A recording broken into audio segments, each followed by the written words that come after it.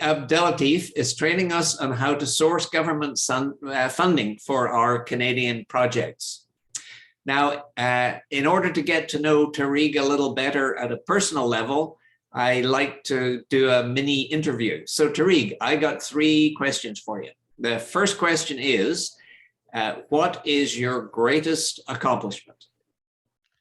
My greatest accomplishment, I would say, truly would be starting this organization, Arctech Accelerate. And the reason I say that is because Arctech has allowed me the opportunity to work with so many great entrepreneurs across Canada that are working on really important work across various industries. This would include things like cancer research, which is very close issue to my heart.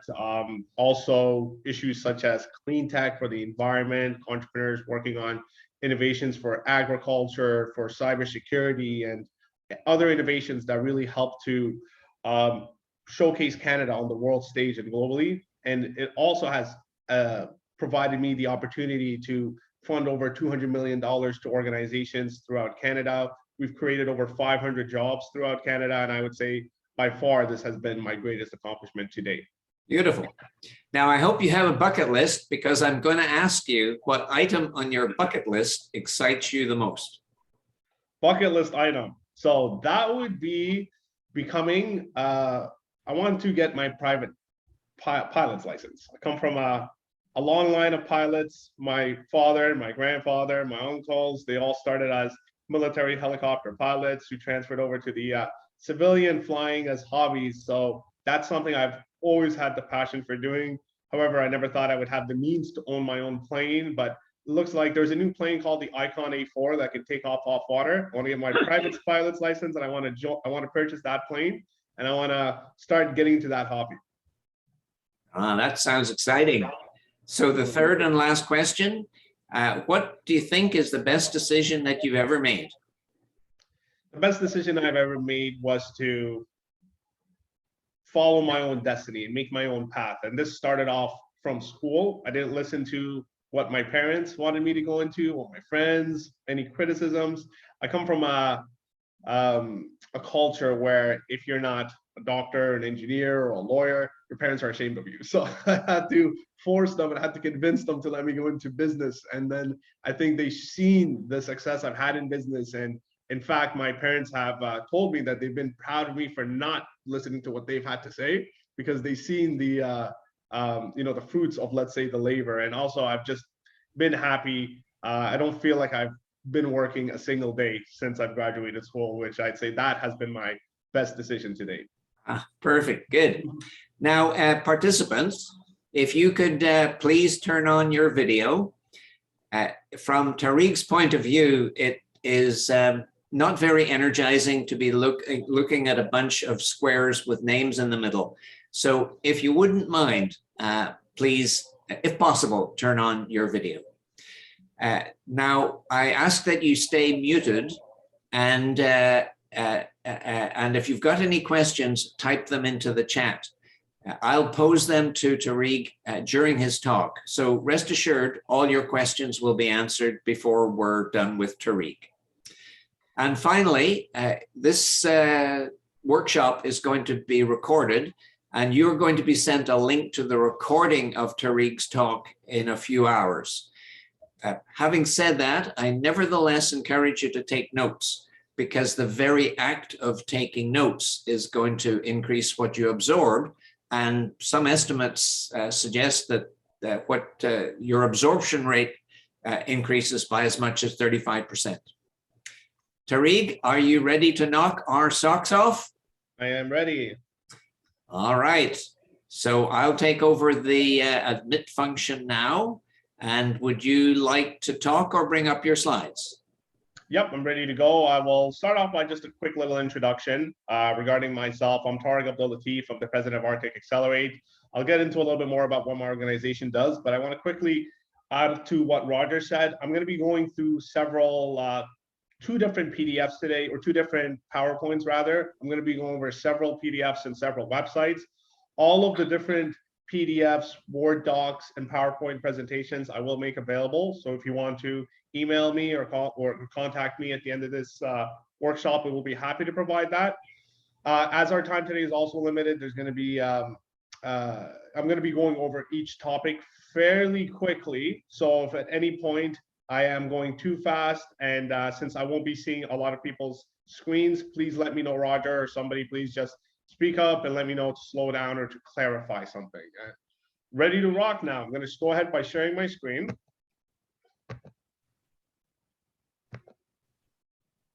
Minimize this.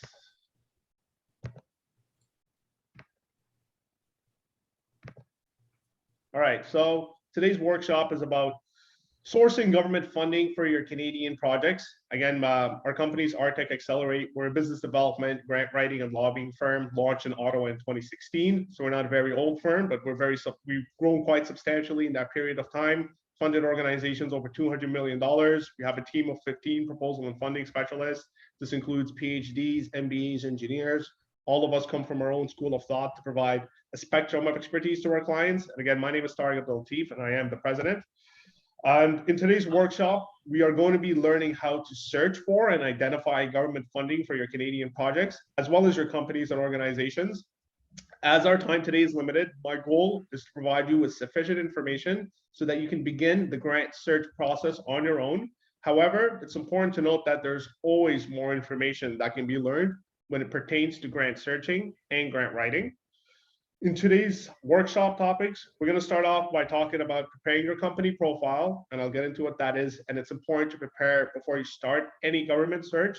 We'll talk about beginning your funding search, municipal funding, provincial and federal funding, government contracts, technology readiness levels and what they are and how they apply to funding, government challenge websites, Innovation Solutions Canada testing stream, completing your funding summary, and I'll be providing an example.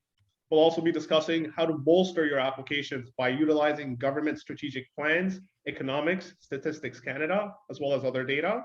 We're also going to be touching on how to utilize your current workshops, your current training, or perhaps your consulting services, utilize them in becoming what we call the Canada Job Grant Compliance Service Provider to add another revenue stream to your organization. And then I'll briefly be going over our offering, and I'll have my contact information in case anyone wants to speak to me about something, schedule a meeting, or request any of the content that we'll be going over today. All right. So before we jump in to the topics, I want to talk about the primary, what we like to call pillars of Canadian funding. So these are the major areas where the Canadian government likes to fund. The first pillar is for research and development and digital adoption. So if you're working on any innovative technologies to further a technical or scientific field, or you're working on a new process that hasn't been developed in the market, or if you're wanting to adopt digital technologies within your organization, that's one of the major areas of funding. The second major area is initiatives that support government mandates. So what that includes is not-for-profit initiatives mostly, and this will be for various topics, including sustainable development goals, not-for-profit initiatives within your communities, and we'll talk about more about that. The third topic is about hiring and training staff. Fourth is about market expansion, and the fifth area is art, film, music, and etc. So these are the major areas where the Canadian government likes to fund. So preparing your company profile. The first step before beginning your funding search is always to lay out the specific information about your company, which we've called your company profile. And what this does is it prepares you with all of the necessary information that you should consider and prepare before beginning your funding search. And it's just going to make your job a lot easier instead of having to have afterthoughts during the grant writing process. So we've created a client intake form, and this is a simple form that our company has created, and it asks you all of the questions you should consider before that funding search. So I want to quickly just bounce off of this PDF for a second. Okay, so I'm going to show you an example of what a funding or what a client intake form looks like. This is the form that our company has created, and I will make this available, but these are all of the questions you should consider about your company. And it's 4 different parts. The first part is general organization information. So what's your organization's name? What's its mission? What sector or industry does it occupy? What is your NAICS code? or your GSIN code. This is just a government identification code that informs the government what type of industry you're in, what type of services you provide.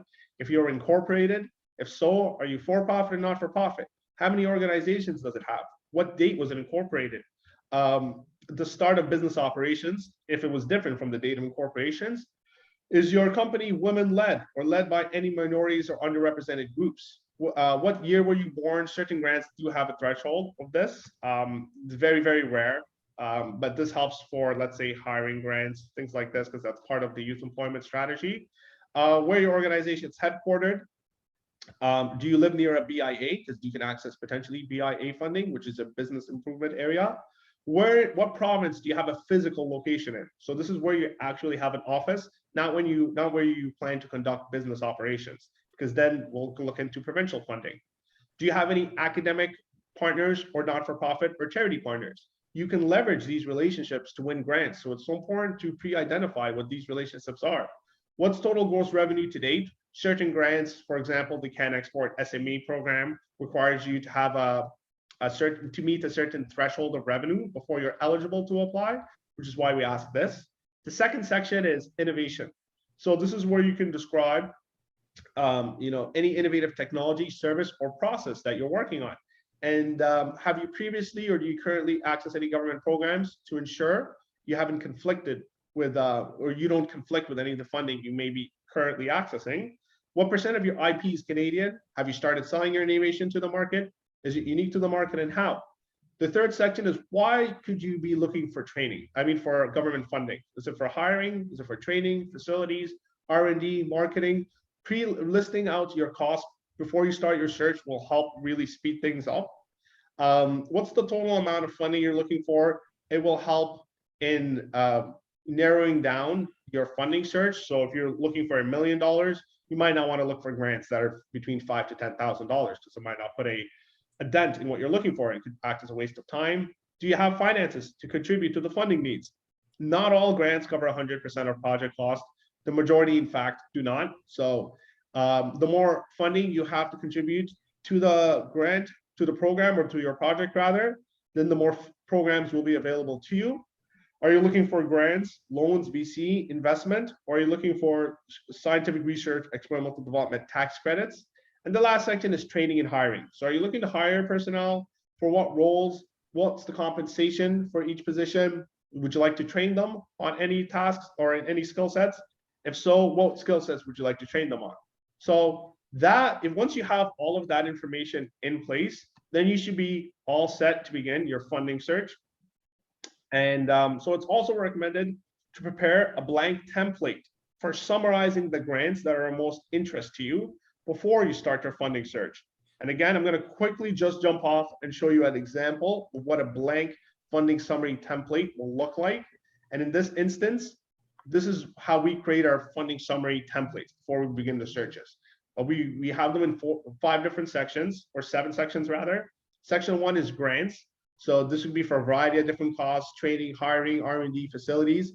And the information we want to capture about each grant is the grant's name, the grant's description, the eligibility requirements, the funding levels, this total stacking. Stacking means 2 grants that you can apply to together so that you can maximize the type of funding that you will access.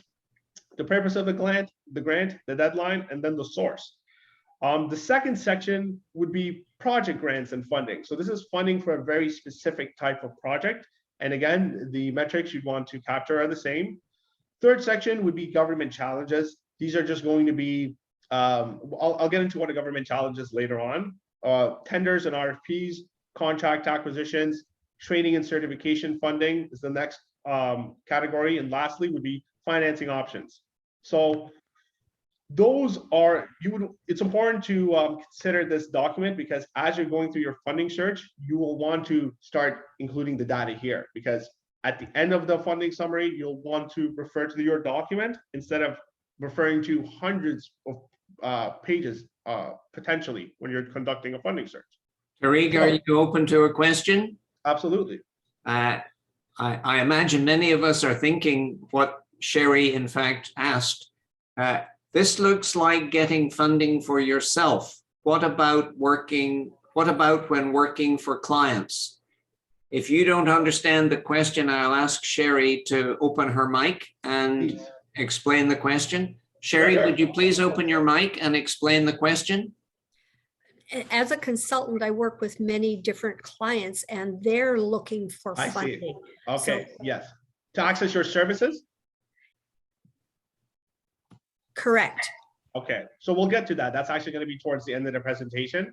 And that is one of the topics, but that's a really good question. And that would be through positioning your services as a compliant training provider. And I'll talk about the differences between consulting and training and what you would need to do in order to be compliant and ensure your clients can access this. But there could be other grants as well that your clients could potentially access to fund your services. And I will speak on that later in the presentation, but very good question.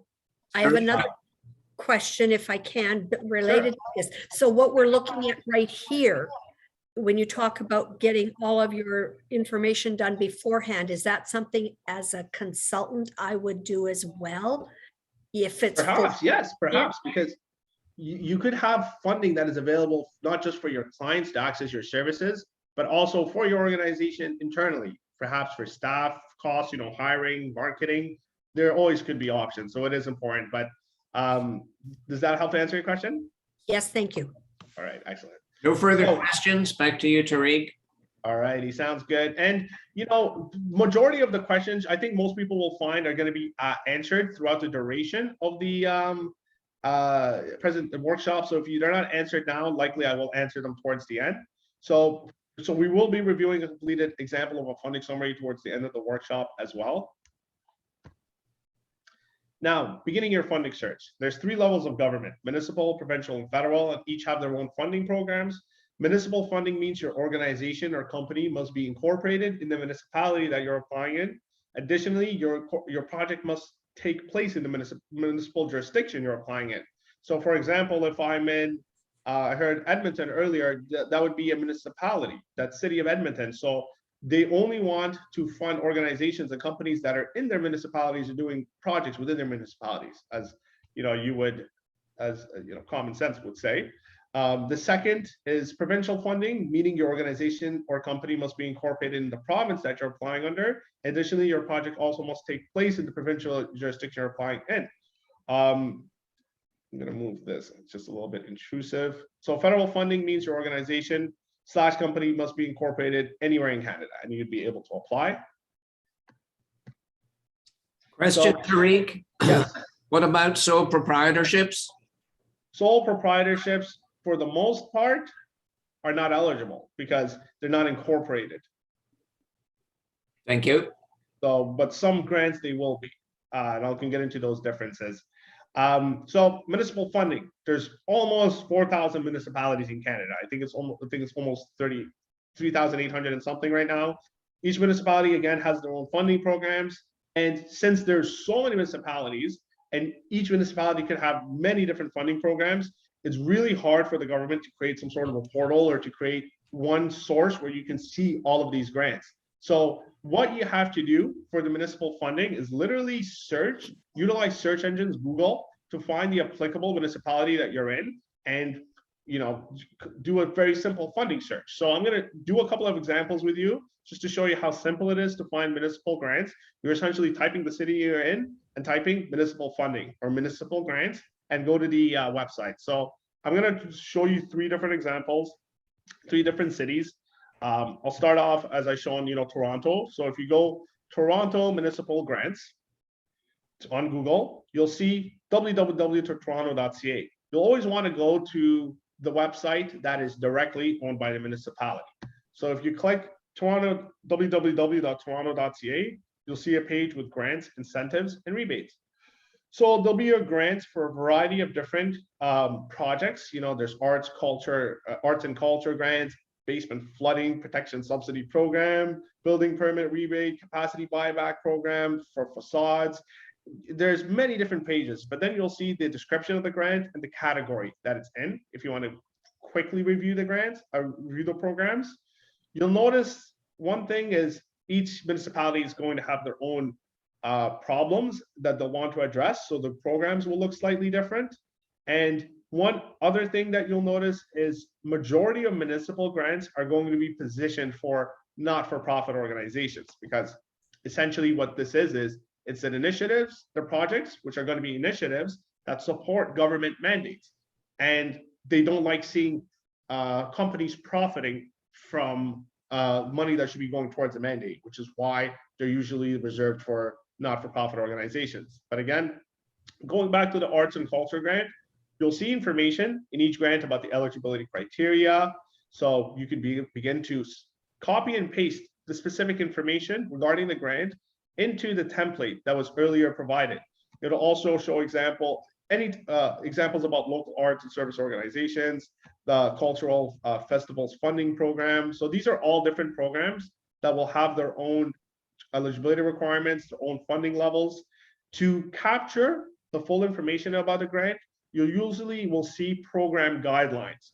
And this is going to be in different areas in every page. But for example, if I'm looking at this grant, which is the Cultural Festivals Funding Program, and if I scroll down to program guidelines,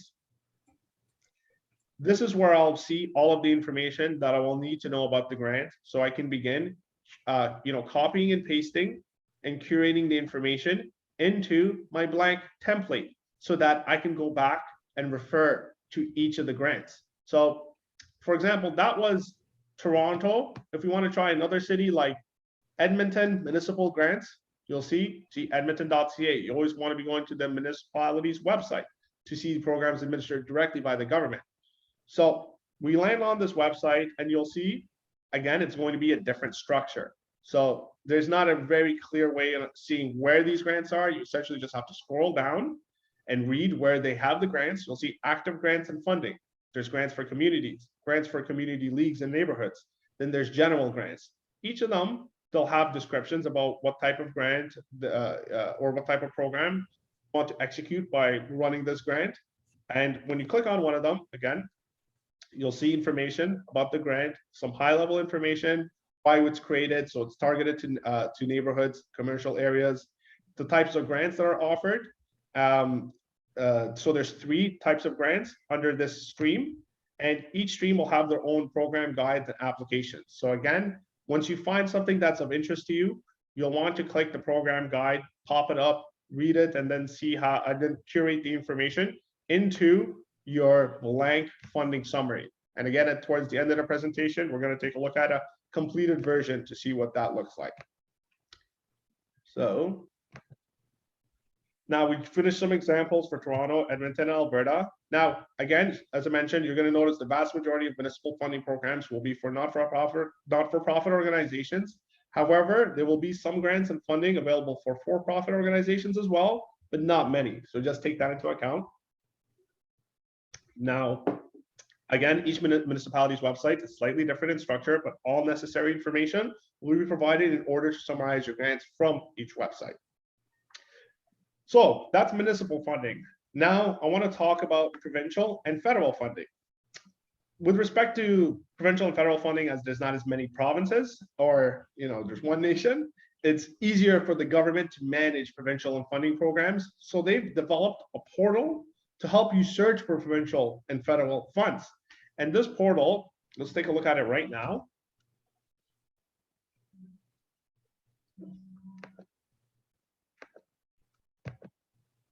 There we go. All right, so this portal, you'll see it's on the website called innovation.ised, which is ised-isde.canada.ca, or I'm sure if you just put ISED Business Benefits Finder in Google, it'll pop up as well. But this is a very streamlined portal that helps you in identifying government programs for specific provincial, between the province that you're in and the nation as well. So you'll start off by providing what they like to call the story about your company. So what type of funding are you looking for? Funding due to COVID-19, other government funding support, or all government funding support? So you'd click all government funding support. And again, this is likely not going to capture all municipal opportunities. This is why you have to do that separately. It's going to be majority of provincial and federal grants. So for example, then you'd want to search what type of funding you're looking for. So you're looking for grants to help keep my employees paid, help for the self-employed, help to waive or to defer waive taxes or payments, help for landlords, et cetera, et cetera. So for example, I would click, let's say I'm looking for grants, a loan, and help for the self-employed. Click these 2 check marks and click OK. And for other support, I need funding, potentially loans and capital investments. You can see there's tax credits, wage and subsidy interns. So let's say I'm going to click that for this example as well. There's expert advice, partnering and collaboration, researchers and facilities. So for example, if you want to work with Sengen or NSERC, if you have to, test your technology, or they even have tornado simulation rooms and vacuum chambers. Some of the most advanced research facilities in the world are in Canada. So you can access those as well. And then how much funding are you looking for? So up to 50,000, 250,000, 500,000, or all amounts. If you're looking for all amounts, just select that category. Next, you'd want to click what's the main goal that you're looking for funding it. And you'll see the majority of these will fall under one of the 5 pillars that I've earlier described in the presentation. So let's say you're looking for funding to conduct R&D, to innovate, or to develop a product or a service. And if you're looking for funding to sell internationally, perhaps you need to buy or lease property or equipment. And just a side note, large pieces of equipment or property are known as capital expenditures. And most of the time in grants, they're not, if you're a for-profit organization, they're going to be in the form of an interest-free loan, not in the form of a grant. So just keep that in mind. And let's say you're looking for hiring and training. So I click OK.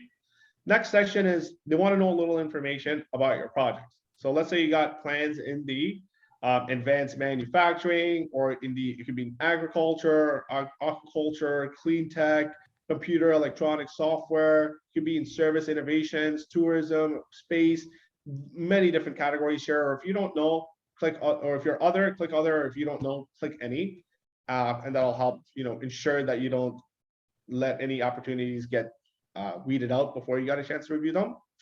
And then, are you in the research stage, the development, the demonstration, pre-commercialization, or any? So if you click any, go ahead and do that. And then, where in Canada are you in? Because this is now they're trying to capture the provincial funding. They want to know not where you're planning to run business operations.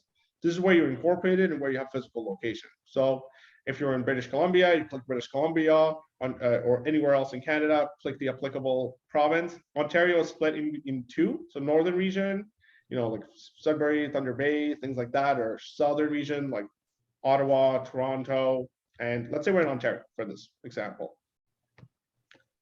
Or actually, there was a lot of people from Alberta, so I'm going to click Alberta.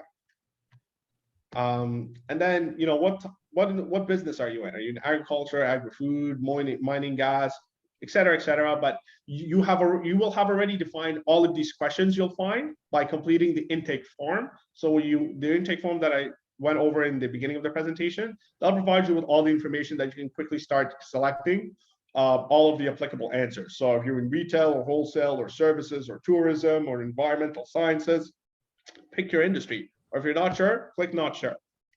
And then how many employees do you have? For the most part, I will say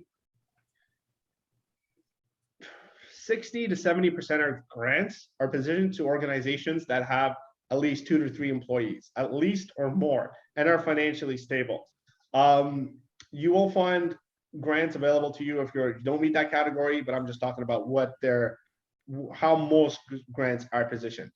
Now, let's say you have 1 employee and you are incorporated or not incorporated or not sure or prefer to say. So going back to the question of can sole proprietors apply? That depends, it really depends on the type of program, but many of them will not allow you to apply if you're a sole proprietor. But if you're incorporated, go ahead and do so. And then are you for-profit or not-for-profit, or prefer not to say? So let's say you're a for-profit entity.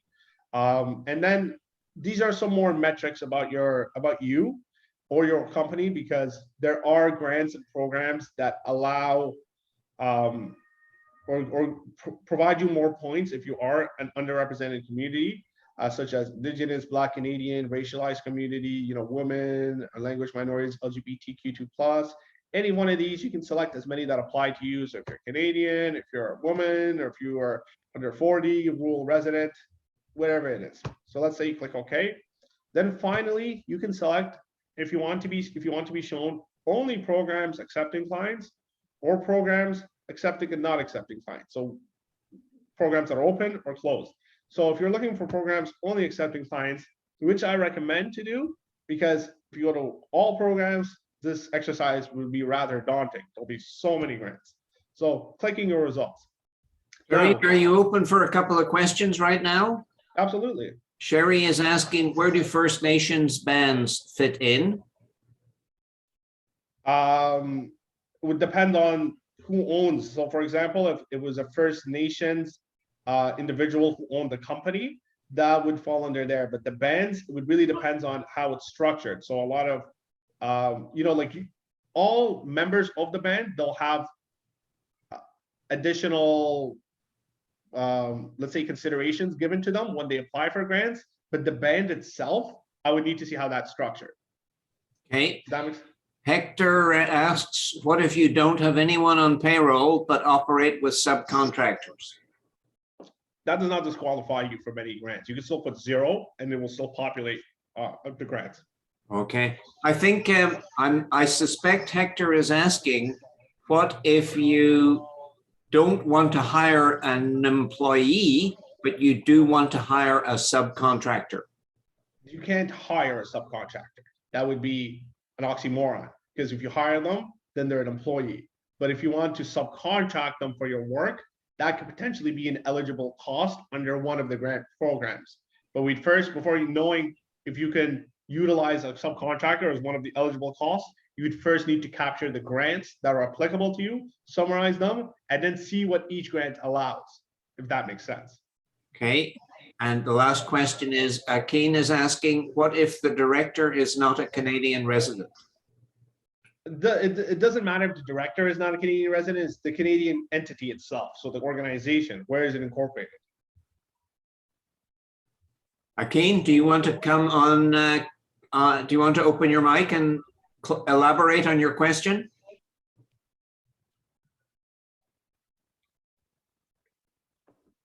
Okay, carry on, Tarig. Okay, sounds good. So now let's take a look at the results. So when you click your results, and by the way, you can even have these sent to you. So at the end, you can share and you can send this to your email address or anybody else's email address. So, but before you do that, I would definitely recommend that you start, curating your options and summarizing them into that funding summary. So the sections of the funding grant, what do they, or your funding search, these are the results. You're going to see the first section is COVID-19 supports, and there's 8 results. So if I click more at the bottom here, I'll see all of the results, and it'll start off by just briefly summarizing what each of this program is about. So for example, COVID-19, there's the Canada Recovery Caregiver Benefit, income support to care for dependent family members. If you click there, if you click the actual box, you'll see some additional information.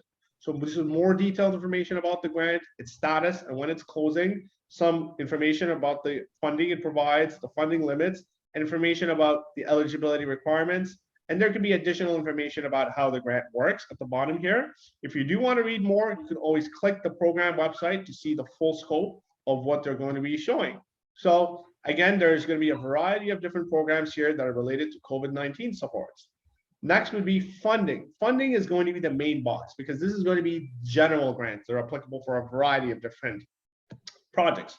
So for example, there's emerging opportunities for Alberta's agriculture sector, Kickstart programs for this one would be the carbon capture Kickstart, so money to accelerate carbon capture projects in Alberta, Canada Jobs Grant to cover employee training, Can Export SME funding to develop export markets. And again, anytime you want to read some more information about the grant, you can click the box, see the funding levels, how it works, its status, information about the eligibility criteria, and then you can always visit the website. But the reason that they're broken down into all of these small boxes is because you can skim them and you can view them a lot easier without having to read lots of information prior to identifying if this is a good fit for you. And again, the more detailed your search is at the beginning, the more refined these options will be for you. Right now, I just clicked any to show you a spectrum of different options that can be available. But you'll see agricultural companies, training grants, innovation grants, grant challenges. So many different grants. This just gives you the opportunity to review. The third section will be loans and capital investments. So if you're looking for loans and if you're looking for capital investments, the same process is used here. You know, they have, so BDC, Women in Technology Venture Fund, venture capital, women-led technology companies, et cetera, et cetera. Skim the ones that relate to you the most, click on the box. You can either summarize them by going to the website, or just if there's sufficient information in this initial boxes, you could use that to summarize the grant and include them into the blank template funding summary that I showed here. All right, now the next section is going to be wage subsidies and interns. So this is for hiring. This is going to be subsidies for hiring staff to your organization. And staff can be in the form of co-op placements at first. So people that are still in school studying, you can work with master's students, PhD students. You can work with high school students, even through the Canada Summer Jobs Program.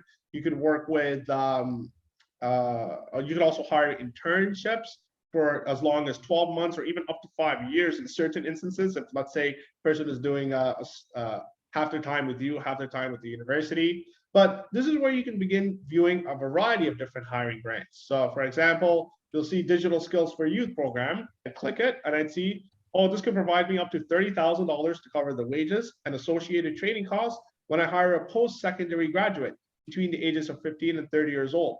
So it provides a maximum of $30,000. And I just know from experience that this can cover up to 100% of project costs. So it could be a very attractive grant. I'd want to click on the link and summarize that absolutely to understand, you know, is that something I want to apply for? Then there's programs, this one would be a federal program, for example, anybody in Canada could apply. But then there could be programs like the specific to Alberta. So Alberta Innovates Commercialization Associates program that will be for, you know, get up to $105,000 to cover 75% of the salary of a professional to conduct commercialization activities over a one-year project. That could be very attractive to certain organizations. There are Youth Job Connection. This would be more so for 15 to 29 years old. And that's going to be a common theme. Anytime you're hiring people, you're going to see 15 to 30 is a very common theme. After that, we fall outside of the federal youth employment strategy, and the government does not give us money supports. So this is the hiring and wage subsidies. Tarig, are you open to a question? Absolutely. What about seniors? What about over 55s? They do not fall under, they would not be accepted for federal youth employment strategy, but if they're a senior, there perhaps could be funding programs for, there won't be, you won't find many for seniors underneath here, because this is going to be, again, part of the federal youth employment strategy. But if you contact third-party organizations, which is not part of my presentation today, I'm talking about programs directly administered by the government. But if you contact, for example, the YMCA or YWCA or some of these other organizations in a specific municipality, they sometimes have grants, not very large. It can be $4,000 to $6,000 per new hire that can help you onboard somebody that's having difficulty finding a job, which could be a senior. So in that instance, you could contact them, but not through these grants per se, or not through the wage subsidies, rather. Next question, are US companies eligible for Canadian grants and funding? No. Even if they have a project in Canada? That's right. Because, well, it depends on the size of the project. Then we're talking about. So if a US company wants to come and expand in Canada, then we're talking about market expansion, which we could be looking at funding there, but we'd have to talk about projects minimum of $10 million and above. Okay, back to you. No further questions. Thank you. All right, so next, you can find, so these are the other categories. They're not as attractive, but this is some other potentially useful information. So advice and expertise, you can find, businesswoman, international trade, mission and events, Canada Tariff Finder, variety of different advice and expertise or resources you can utilize. These will be a variety of different tax incentives that you could potentially, or tax credits you can utilize. Partnering in collaboration. So this can be through IRAP, NSERC, which is, the National Research Council as well, if you want to utilize their if you want to, they even have quantum computing processors right now. And as I mentioned previously, if you want to test how a car crashes or how an airplane crashes, or just really the state of the art, most advanced research centers and facilities in the world. And then researchers and facilities, again, this will just be a list of different universities and researchers you can work with. And more results will be additional type of advice and resources. So if you want to explore patents, explore trademarks, you can go ahead and access these resources as well. Now, going back to the PowerPoint slideshow, and my apologies, I actually hear my door knocking. I think I have a package I have to sign for. Give me 30 seconds and I'll be right back with everyone again. My apologies. Okay, off you go, Tarig. 30 seconds, I'll be right back.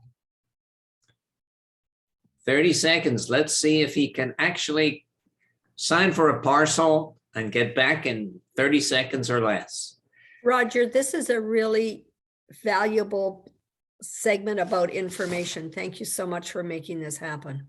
It's my pleasure. And who is that? Who is speaking? Sorry, it's Sherry. Sherry Knight. All right. So Sherry is one of our speakers in a couple of months' time. And Sherry is going to be speaking on a very valuable topic, which is all about getting testimonials of a particular type. When you ask people for testimonials, who knows what you get back? But Sherry's whole focus is on asking testimonials with specific instructions so that those testimonials really have some vavoomph to them whenever you post them on your website or elsewhere. He did it, and it was 42 seconds. Oh, I'm late. Sorry, everyone. I'll see you later to make up for it. We're good to go. Next section is provincial and federal funding.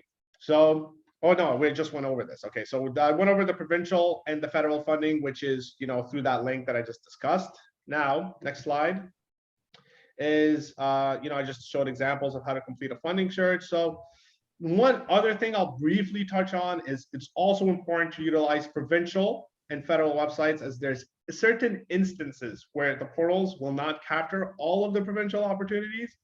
However, the portals have been doing a good job at capturing the federal ones. So I'm only talking primarily about provincial ranks right now. So if you do want, and this is more so if you're a not-for-profit entity, it's also a good idea to look at the province's websites just in case the portals did miss something. So an example of the provincial website would be, www.ontario.ca, www.alberta.ca, www.whatever province that you're in.ca will bring you to the page. And every single website will have a search bar that you'll just click grants, and they'll pull up the grants for that applicable province that you're in. So available funding opportunities from Toronto, you'll find a list of different grants opportunities. They're all in various different sectors. You can just review the grants one by one. I'm not going to go over each one with you guys here today, but if you want to see a particular grant, you just click on it. It would take you down to the particular sector. So child and youth mental health program, you'll see it's open. You'll see the deadlines, the eligibility criteria. If you do want to download get the entire information, you just click apply for funding, or search where the actual application guidelines would be, which will be either on these pages. So you'll find all the information on the original page or on the page where you click on the actual grant itself. So again, it's just an exercise of clicking the grant and searching for the particular information you need to complete your funding summary, which is going to be the grants names, the grants description, the eligibility requirements, funding levels, stacking, purpose, deadline, and then the website, which is the source. So that's just a quick little note. Go to the province's website as well and check out if there's something that may have been missed by the portal, but always go to the portal first and then the slide afterwards. Okay, next, government contracts. So the government is the Canadian government is a significant purchaser of Canadian goods and services, as you would guess. They purchase billions of dollars each year for the private sector. Pre-commercial contracts are typically reserved for innovation-based projects. So companies, for companies and organizations offering what we call traditional service-based or non-research and development services or products, they can bid on contracts once they're commercially ready. They've already sold in the market. They have, they're financially stable because the government doesn't pay you until you complete or execute a contract with them. So it's important to be stable. You also have to provide references. So this is only once you're in the market and you have experience and you can be competitive with your pricing. And they purchase across various different services. So construction, training, IT, many different types of products. If there's a potential use for the government, you're going to find potential government contracts for it. So the Canadian government, what they utilize is something called technology readiness levels or solution readiness levels to determine which phase of the development of your process, your innovation is currently at.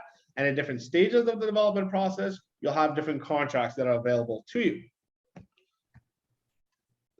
So TRL levels, I'm gonna quickly just go over the technology readiness levels and describe what these are. So technology readiness level, again, it's a scale you'll see from 1 to 9 that the Canadian government uses to understand which stage of the development process your innovation is currently at. Stages, I'm not going to go all of them in detail, but they're all provided in the link, and you'll see that levels 1 to 4, this describes a proof of concept. So this is prior to the development of any prototype. Once you start to get levels 5 and 6, this is where you're starting to develop a prototype. Tarig? Yes? I'm getting a message that your video has turned off. Thank you. Turned off for everybody? We can see your slide, but not you. Oh, thank you. Thank you, Adrian. Yeah, thank you for that. Oh, it says that is bizarre. Can you see where it says Zoom is unable to detect a camera? It seems like I'm having technical issues with Zoom right now. Well, we can see your slide. It's just we can't see your handsome smiling face. Okay, I may, just for the purposes of time, I might not troubleshoot that right now. Do you mind if we just continue? Because it seems like there's an error with Zoom. It's not detecting the camera. Not sure what's happening. May need to do an update, but we'll figure that afterwards. Just because. Fire ahead. Thank you so much. So TRL levels 1 to 4 is going to be describing that proof of concept prior to that development of a prototype, as mentioned. 5 to 6 is when you're starting to develop a prototype. 7 is where you have developed a prototype. Levels 8 and 9 is where your prototype is just being tested into the market. And now I'll refer back to how that apply, or how that changes the type of contracts you can apply for. So TRLs 1 to 4, they describe a proof of concept prior to development of a prototype. And in this scenario, you can be matched with what are called government challenges. So a government challenge is where the government has identified an internal need for a solution, and then they send out a call for proposal to the market asking, does anybody have any ideas for how to solve this problem? So this is a great time if you have good ideas for technologies that you want to propose to the government, because they can actually fund multiple winners funding. So for example, if they like the idea of 2 or 3 different people, they can fund each one of them $200,000 to $250,000, covering 100% of project costs to continue developing that idea. Then they'll usually only award one of those winners a prototype contract. So it'll usually be $1 million to develop a prototype, which can then roll into a government contract nationally. So these government challenges are sent out through 3 different channels. There's a few other, 3 main channels, I should say. There's the Impact Canada Initiative, Innovation Solutions Canada Program, Innovation for Defense Excellency and Security. It's called the IDEAS Program. And there's Grand Canada Challenges, and there's several other provincial and territorial challenges that I'll briefly walk you through right now. So Impact Canada Challenges, Innovation for Defense Excellency and Security, and Grand Canada Challenges. So I'll go over each one of them. Impact Canada Challenges, you click on the website, it's impact.canada.ca, and you'll see a variety of different challenges. So these are coming soon. So for example, they're looking for program of applied research on climate action in Canada. That one is a little bit obscure. I'm going to look for something a little bit more simple for this example.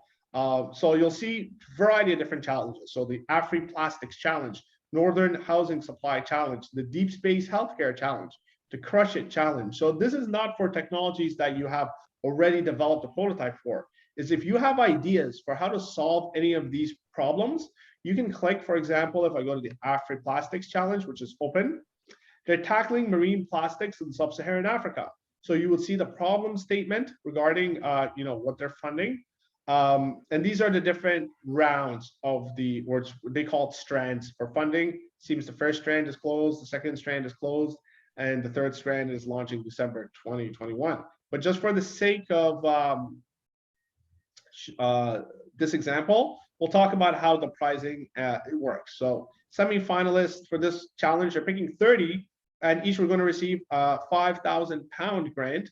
And then out of the semi-finalists, 15 will be selected to the final stage to receive a £50,000 grant. And then typically there's a final, there's 3 winners will each receive £250,000 grants. And they'll provide the eligibility criteria if you need to include this and to complete your template. So you can look at the funding summary after. But this is just to demonstrate that there are government challenges. Well, they're just going to be asking for ideas, and you can then take this opportunity to propose your idea and have it funded at each stage of the development process. Same goes with innovation for defense, excellency, and security. When you click on this link, you'll see a variety of different government challenges. So the 3 ones that are open right now relate with quantum sensing technologies. So these might not apply to you, but reviewing the closed challenges, you're going to see so many different types of challenges the government has, from handmade, compostable electrometrics materials for medical glove manufacturing, cost and waste reduction for tree planting. I've seen, modernizing the handcuffs for police. RCMP sent that out. If you have any technologies for inclusive respirators, et cetera, et cetera. There's going to be, it's an ever revolving door of Canadian government is always looking for cool ideas from smart people in Canada, and they can fund you right at the ideation phase. So right when you just have the idea. Then the third one is Grand Canada Challenges. Grand Canada Challenges, you'll find are going to be more for opportunities that are, helping the world. Let's say they're less technologically focused. They're more, let's say sustainable development focused. So for example, if you look at funding opportunities, where you just click to the top, apply for funding, click their funding opportunities, and you'll see that if I scroll down, here's one challenge. So there's the options, initiatives, next generation methods. So they're providing seed grants between $250,000 to $400,000 are available for innovations that seek to test and develop next generation methods of pregnancy termination, maintenance induction, or conception interruption over an 18 to 24-month period. So here you'll see, the initial problem statement. You'll be able to understand if this is something that you potentially can, applies with your work. Request a proposal. So this particular program wants you to request a proposal. So you see the full information, and then you'll be able to curate that information into your funding summary. So I just wanted to provide quickly 3 different examples of government challenges. So this is at the TRL levels 1 to 4 stage, meaning you just have an idea, but you don't have any prototypes. Now, if you're at TRL level 7, meaning you have a working prototype, then you don't even need to wait for a government challenge. You can solicit the government for your first government contract through a program called the Innovation Solutions Canada Testing Stream. The precursor of that used to be called the Building Canada Innovation Program. So what this program does, it's not a grant, it's actually your first government contract. So if you have an innovation that is unique to the market globally, at least 80% of the IP is Canadian, it's pre-commercial or in its pilot stage, and if there's a use case for the government to utilize the technology, you're eligible for a $550,000 for a standard component. Military component means you can receive up to $1.5 million. Now, standard component just means the technologies for the civilian market. Military component means your technologies for military. And the greatest thing with this program isn't actually the funding, is that you get the stamp of approval from the federal government, and then they help you scale nationally wherever applicable. So it could be a massive launch pad. And this is just the a link to the program in case you want to read some more information. They currently don't have an open call for proposal, but when they do open them up, this is the opportunity for you to submit your your prototype to the government and see if they want to work with you for your first federal contract. Tarig, a question for you from Adrian Van Wyck. Sure. It's regarding the TRL. Can you have an idea that is L9, but have a production-like project that's at L2? Can you use different levels for different grants depending on the application? Yeah, you can technically, and this is getting a little bit more into the advanced work we do. But for example, if you have a technology, let's say you already have a prototype, and then I would only recommend you don't discuss the prototype at all in any of your applications, because if the government wants to talk about the R&D phase, then you talk about the technology when it was at its R&D phase. And the reason the government wants to see it is they want to see the R&D process that you're planning to run through before you commercializing it. So if you're already at the prototype phase, we just want to describe the technology at its earlier TRL level, if that makes sense. Adrian, would you like to come on mic and come on your mic and confirm that you understand Tarik's answer? Sure. Thank you. Yes, that answer actually was in-depth enough for my curiosity. So, Excellent. yeah, if I understand correctly, basically pick your project and then describe it at the stage. Pick the actual thing and describe it. Don't describe it any further than where you're at. I know it sounds anti-intuitive. They're asking you to describe the R&D, but you're at the prototype. You might say that I'm not only done my R&D, I've also completed the prototype. That, common sense would say that would be great, but the government doesn't see it that way. You only describe it up to the point where the government is asking you to, or else you'll be disqualified. So describe it past. No, describe it only up to the point where they're requesting. So if they're asking to request you to describe it at TRL level 4, or if they're looking for technologies at TRL level 4, only describe your technology when it was at its TRL level 4. Don't provide any additional information past its development phase, or else you're disqualified, because they're only asking for technologies at TRL level 4 and before. Okay. Yes. No, I understand. Thanks. No problem. Alrighty. So, next. Tarig, just to give you a little time check, you have 8 minutes left. All right, so I'm going to go pretty quickly over these next parts. I'm gone over the meat of the potatoes of the application, but so government tenders, RFPs, RFQs, etc. The government calls them a variety of different things, and this is once you're ready for market. Okay, so this is once you've been in the market for a couple of years, you're selling goods or services, and you want to try to bid for government contracts or tenders. So what we like to say is, first of all, know your GSIN code, your industry, your products and services. So your GSIN code is your goods and services identification number. So this is just a website that I'll provide, and you can, it's loading the website. Well, you've got a little gap there. What does TRL stand for? Technology readiness level. And the next question is a business plan required? Depends on the program.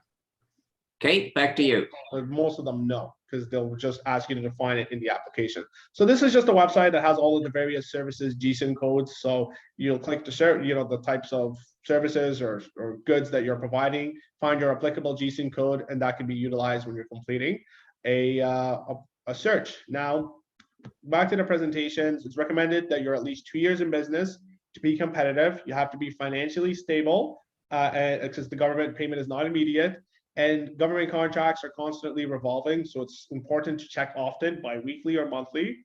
You'll need to provide references for your work.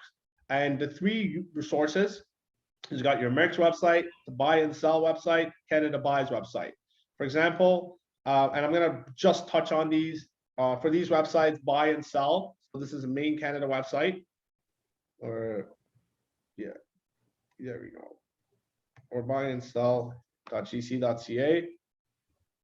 So you can look at all different types of tenders, active goods, closed goods, services, new today, and click whatever one applies to you. So if you want to look for active government tenders, click the active button, and you can either search by the industry you're in. So you can go construction, and you can see different types of construction contracts. You can click the ones that are applicable to you and in the region that you're in, or you can search by your GSIN code. So quickly wanted to provide that example. And it's important to check frequently. Canada Buys is just a new website that they're putting together, launched by the Public Services and Procurement Canada, and it just allows, it just digitizes the search experience, so it's a little bit easier. This is not fully launched yet, but will be launched in the very near future. MERX is the private source, so it's just another website that's a paid source that provides grants from not just government sources, but also private contracts. And this is where you can, again, just click the website. You can purchase the type of type of plan that you want, and then include, you know, the type of industry that you're in, that you're searching for, so if it's construction or et cetera, et cetera.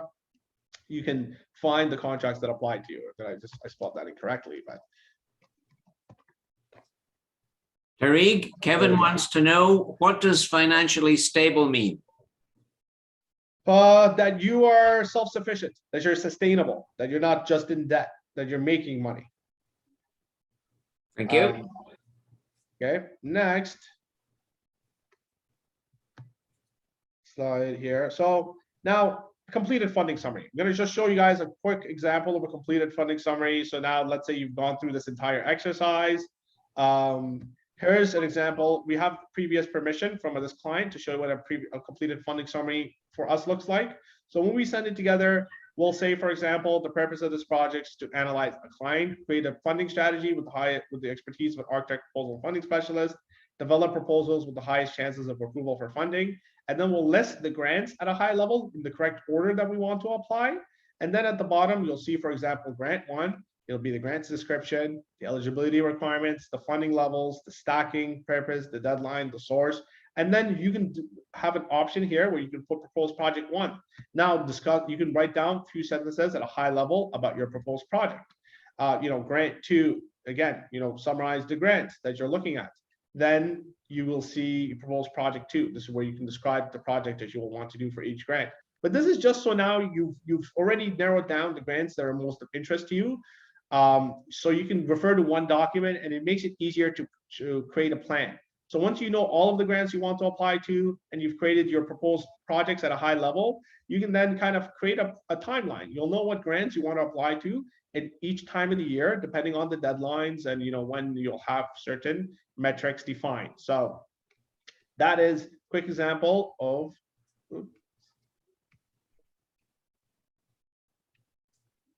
where do we go here? Did we lose a slide? Okay, so I gotta go back. How much time we have, Roger? You have 5 minutes. You have 2 minutes. 2 minutes, okay. Do you mind if we go 3 minutes over? That's fine. All right, sounds good. So, couple of important things that I wanted to mention. One thing is, you know, just bolstering your applications is a good idea by utilizing government strategic plans.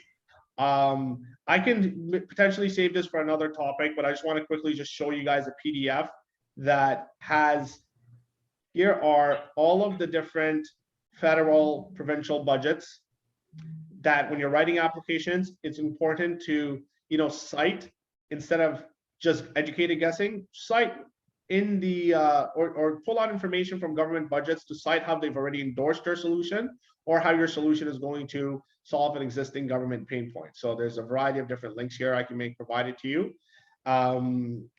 And then I do want to make sure that we go over becoming a Canada Job Grant compliant training provider. So this is critical. And this is the other presentation here. So this goes back to the earlier question that I had in the beginning of the presentation that I said I'm going to be touching on. So this is the presentation that refers to it. And I'm going to go past it as fast as I can. If I'm going too fast, please let me know. So this is becoming a Canada Job Grant compliant training provider. So this is essentially what it does is it helps how to make the government pay for 50 to 100% of services offered to your clients. And over this, it just goes over, you know, the outline here, but I'm not going to review that. I'm just going to go right into the presentation because we're low on time. So if you're a trainer, a consultant, a coach, a mentor, workshop or bootcamp operator or similar that offers your services to companies with a staff of at least one full-time or one part-time employee, there's government programs that exist to help reimburse 50% to 100% of the cost of services back to your clients by transforming your services into a Canada Job Grant compliant training course, and explain how that works. So what's the difference between training or consulting or similar? So in the government's perspective, the difference between training and consulting or workshops or boot camps is these services are not formalized, meaning there's not a clear format or syllabus on what the participants are going to be learning. And there's also not a certification awarded to the participants at the end of the training, confirming a new skill set has been learned. So what that means is a certification is not regulated, so it's up to you what you want to call that certification. We've created a process that we've dubbed the Canada Job Grant Compliance Service Provider Expedited Process to take your current material or service and reposition it so it will be compliant with the eligibility criteria of the applicable Canada Jobs Grant Program for the province that you're incorporated in. Different provinces, they run the programs a little bit differently. This is just stating that the Canadian government understands, or the Ontario government understands, that training is constantly revolving door. There's a lot of new technologies, globalizations, and shifting demographics that require ongoing training for employees. So the Canada Job Grant allows the opportunity for employees to invest into their workforce. Now I'll go over to the tiers of. So what the program does, it's a partnership between the provincial and federal government to offset cost of training to employers. And training participants have to be a Canadian citizen, permanent resident, or refugee. Now, what the training covers, I'll go over the tiers really quickly. Tier 1 covers 100% the cost of training, and that's if you're training unemployed individuals, up to $10,000 per individual. Tier 2 covers 83% of the cost of training. That's if you're training incumbents, meaning existing staff, up to $10,000 as well. Training must be in a non-company specific skill set or subject. Owners who have a controlling share cannot be part of the training. Again, you have to target companies that have full-time or part-time employees, because the only people eligible are the employees of the company. And then, all NFPs and SMEs are eligible. Training can be longer than a year, has to be completed before the fiscal year. Training must provide a certification. Only if you're in BC, this is regulated. We need to go through something called the Private Training Institutions Board. Clients must pay for the cost of the training and then be reimbursed. And training must not be for any of the required certification. So if they're in nursing and they have to take, let's say, a nursing certification, they can't use it for this. So now I'll talk about a quick case study, how this can be utilized. So for example, if you're a social media consultant, digital marketer, lead generation consultant, CRM or software expert, or operator boot camps or workshops, you can reposition your services as a government compliant training course targeted for your client staff, and then the government will reimburse 83 to 100% of the cost of your training back to your clients. So how that looks like is, let's say I use an example of, let's say, a digital marketer or a group of digital marketers. Let's call them Company A, would like to offer their digital marketing services to their clients. But notice many of their clients are experiencing budget or cash flow issues. However, Company A also knows that their clients have a staff of 2 to 3 employees. And Company A understands that by utilizing this Canada Jobs Grant, and they reposition their services as training, each one of their clients' employees has a potential value of up to $10,000 of revenue each year. So then Company A decides that they want to design a 3-day training course and certification so they're able to access CUJG funding for their clients, and as a result, will be able to offer their services to their clients at a very reduced rate or at no cost at all. So 2 options for this. Option A is you provide the training internally. So let's say Company A created a 3-day course. Let's say, what is digital marketing? Day 2 could be about planning, strategy, and testing. Day 3 could be about customer usability. Now, Company A is an expert in their subject matter. They'll just create several slides covering each of the topics described in the high-level outline, and then they structure their training. Let's say they decide to structure it so it's only 3 hours in length and taught during the mornings, so 3 half days. And since the training does not need to be consecutive, Company A designs the training to be the last Friday of each week over 3 weeks. So if Company A, let's say, decides to charge $5,000 for the training course per participant, and if they train 3 employees, they can charge the client $15,000, and the client will be reimbursed 83% to 100% cost of that training, of that price. So how does that affect the cost of your marketing? So of the marketing service. So for example, if that employee now allowed 3 of his employees to go through the training course, and you benefited $15,000 for providing the training, now your cost of your marketing could be reduced because you've already profited from the training component, and that's reimbursed back. So that's essentially how that can work. And the option 2 just talks about you can either be the training provider, or after you create the outline, you can essentially just subcontract somebody to complete the training for you. And so that is just a very quick high level about that. I know there's going to be a lot of questions, but I just, for the sake of time, wanted to review that. Now, going over our offering, I want to quickly just explain our offering to you. So what our organization can offer, and this is only for participants of this info session today, we can actually complete all of this for you at a very special price. So all of this search and consultation, and we call it the Arctech Advantage 5-step process. We'll start off with number one. We'll do a consultation where an Arctech team specialist will learn about your company's unique obstacles and goals. And then part two, is we'd create a customized funding summary. So we're actually going to complete the funding summary for you and curate the options. Then step three is we're going to brainstorm, we're going to optimize the funding options together and brainstorm project ideas that apply for each of those grants. Then we'll develop a funding strategy. So you'll actually have a timeline for funding throughout the entire year. I will put the plan into action for you. So the fee for this is we typically charge $299 for clients to run through our intake process, which we've called the Arctech Advantage process. Just reviewed it with you, but for special pricing for participants of this workshop, we could offer it for $197. Again, my name is Tarig Abdellatief. Here's my contact information, tarig@arctechaccelerate.ca. This is my phone number, and this is the website. And again, this is just another variation of the contact information. So sorry for having to quick speed up towards the end there, but hopefully that provides you with sufficient information. And Roger, do you want me to try while we're going for the second part? Shall I try restarting my computer and see if that fixes the camera? No, I'll just thank you very much, Tarig. We got to move on with the agenda. Let's do it. But you're welcome to leave us and then come back and participate in the second part of the agenda. That's what I'll do. Do you mind if I just log out and then I'll come back or log back in? Yeah, sounds like a plan. So allow me to thank you while we're recording. Okay. You've condensed a massive amount of information into 60 odd minutes. So very well done. Thank you hugely, Tarig. Thank you. My pleasure.